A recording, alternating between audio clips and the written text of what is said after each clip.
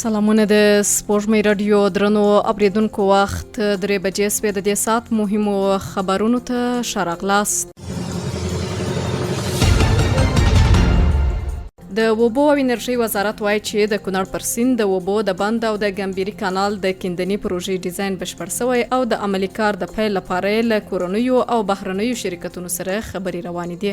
د اوبو او انرژۍ وزارت د معلوماتو له مخې د دې کانال د پروژې په عملي کېدو سره به 1,000 هکتاره ځمکه خړوبه او 50 میګاواټه برېښنا به هم تولید شي. د دې وزارت د مسؤلینو په وینا افغانستان به د دې پروژې له بشپړېدو سره 3 میلیارډ متره مکعب اوبه د کرنې او مالدارۍ د پراختیا لپاره د کونړ له سیند څخه راوګرځوي.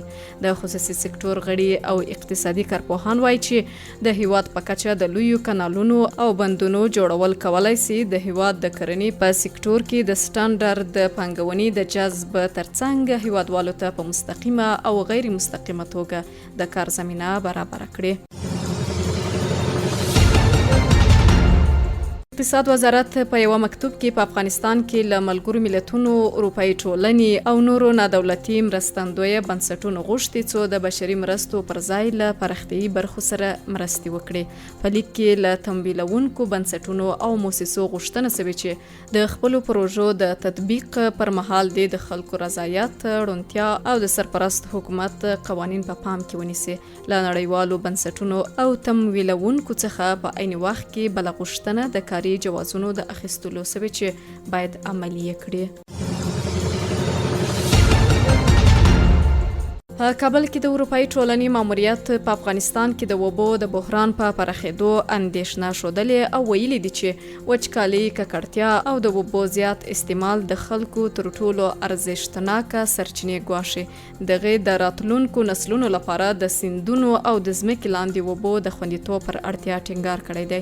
په سویس کې میشت د ICIPS په نوم په اضطراري او پیچلو بحراني شرایطو کې د بشري اړتیاو د ارزونې بنسټ د روان کال د جولای د میاشتې په یو راپور کې په افغانستان کې د ژوند په ټولو برخو د وچکالۍ د پراخه اغیزو په اړه خبرداری ورکړی دی.